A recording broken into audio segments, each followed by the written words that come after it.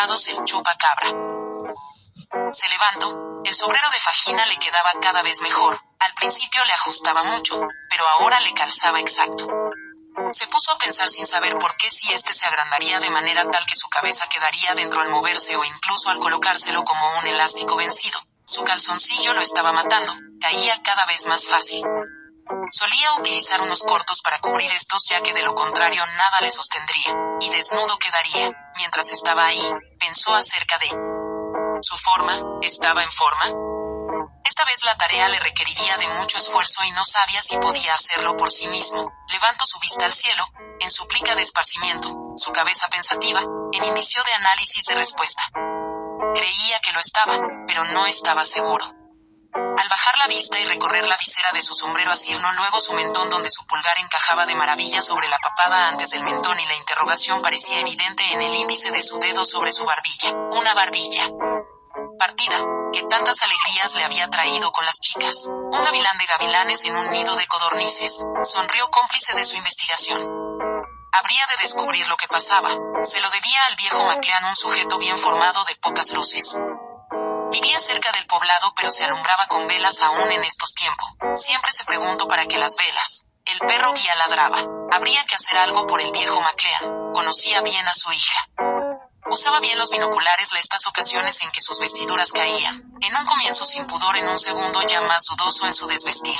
De entregarse a los placeres de un cuerpo a flor de piel, libre y liberado, sin tapujo, cuando éste se enteró, sino, más bien sospecho que...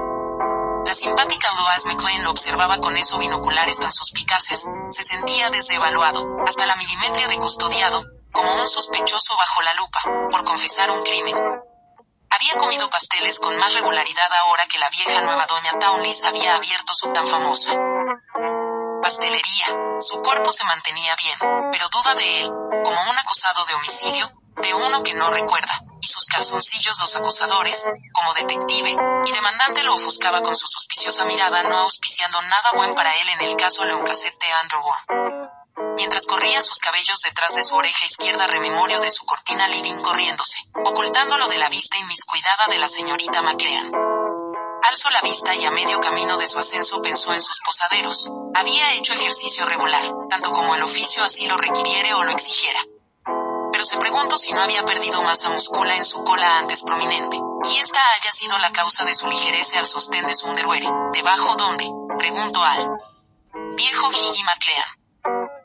Por allá más lejos del aserradero. Sigue el sendero justo por enfrente de este. Lo llevará directo. O podría haber aumentado de tamaño con tanta repetición de esfuerzo, ya no sabía qué hacer. Había vencido a sus calzoncillos. Sabía que no le darían cadena perpetua por eso. Podía pasar.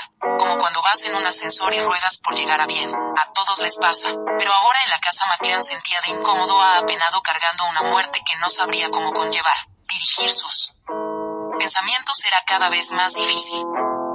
Sus pensamientos se interrumpieron. La joven Maclean cruzó ante sí, con esa mirada incriminatoria. Qué fea cuestión todo esto, lidiaría con esto después. Ahora debía resolver el caso de la casa Maclean. Acompáñeme, dijo mientras echó a caminar. Los ruidos eran alborotadores y todo en camino se sintió seguido observado, pero no pudo precisar el lugar. Al llegar a un rellano ya no quedaban dudas, lo estaban siguiendo. Los ruidos, como de mono, la forestación, y gritos, caída, árboles. ¿Qué escuchaba? Las hojas hacían un típico ruido de pastizal pisado, salvo por momentos de silencio y en otros donde aumentaba de intensidad. Llegaron al lugar. Allí estaba, el ganado mutilado. Eran 2 vacas. Ya había oído hablar de estos casos, en los cuales las vacas aparecían mutiladas sin ubres con pequeñas incisiones quirúrgicas tan precisas como nervios, y línea de grasa. Su Joseph fue bastante vespertino por su rapidez. Estaba observando las vacas. Comenzó a llamar al viejo Maclean. Este ya debía estar aquí. Se acuclilló en busca de mejor evidencia. Maclean. Volvió a gritar mientras seguía a su intención con la cabeza, con la clara intención de marcarle el lugar. Ya había encontrado a las víctimas, ahora faltaba el criminal. Su espanto fue tal cuando lo vio. La oscuridad se hizo al ver él un montículo de hojas de forma humanoide, sumido en ramas y tierra, había llegado ya a su espalda. Al verlo de cuclillas con su vista arriba luego de girar el mundo le pareció imperceptible. Parecía que el sujeto se había camuflado, o era una criatura hecha de lecho y algarrobo, o estaba cazando o solo se había despertado a sus gritos. ¿Y bien, qué le parece?, dijo detrás de toda esta vegetación. Era el viejo McLean, todavía más velludo que antes con toda esa muestra de planicie y forestada. Y luego recordó los gritos y su sensación de ser seguido y observado. Todo parece estar bien, dijo, le sienta bien el ejercicio. Posee un color de los más silvestre. Y el aire, sí, me he acercado al piso, pasa, obsérvalo mejor en busca de pistas. ¿Y qué le parece? Parece estar todo bien como dice. Es el viejo chupacabras, es un virus. Sal. Lo primero que hace luego de infectar a la vaca desde el ratón silvestre se centran en el tejido adiposo. Los nervios y las ubres son los primeros en ser afectados, mientras las proteínas liberadas de estas coagulan la. Allá veo, no se preocupe, es un virus digestivo transmisible del ratón al vacuno a través de sus heces, Tal vez quiera limpiarse, pero no creo que tenga mayores dificultades. Es eso. ¿Y qué hago, Cómase a la vaca, ya está magra. Por los ratones no sé, trate de orinar más seguido en el campo, podría ayudar, sobre todo de una mujer premiada. Las heces. Si comen del suelo, sus heces llegan a su sistema digestivo y así penetran en su sistema, y luego a la si es muy común el intercambio interespecie por fecaloides, esta se caracteriza digestivo. Pero produce trastornos sistémicos, hay algunos menos comunes entre huéspedes de diferente especie evolutiva. Como ocurre con el mono y el HIV, este es un virus más que nada digestivo. Afecta a células de defensa que se encuentran primordialmente en el tracto digestivo, si tienes suerte de lograr resistir los ácidos del estómago. Ya que es un virus con envoltura bilipídica la cual necesita para vivir y funcionar.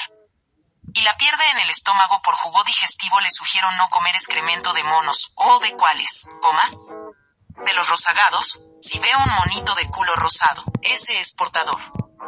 En virus, solo que a ellos poco les hace, solo sonrojarlos. Conozco esa sensación. Así sí, esa es su vía de entrada, de las heces, y es básicamente la única que tiene. Es un virus digestivo. El ahorcado y el ahogado juegan a la batalla naval. El agua comienza a subir. Jugaba con los sueños, el gran arquitecto. Se levantó, puso encima suyo la ropa de trabajo. Y salió para el arquitecto de Legos. Grandes maravillas de la arquitectura, aunque la mayoría, por no decir todas, eran construcciones bajas, de forma rectangular. Puso su overol encima, y estuvo listo. El arquitecto de Legos disfrutaba su trabajo. Y era bueno. Creía. Y 2 más 2 deben ser 4. Los universos paralelos. ¿Cómo se mide la energía? El arquitecto se preguntó. Esta habita donde se mide, se evalúa, donde destaca. En ausencia de esta, una medición negativa da un espacio vacío, desocupado, inexistente. Ya que todo es energía, decía el arquitecto desde su overol. Universos paralelos,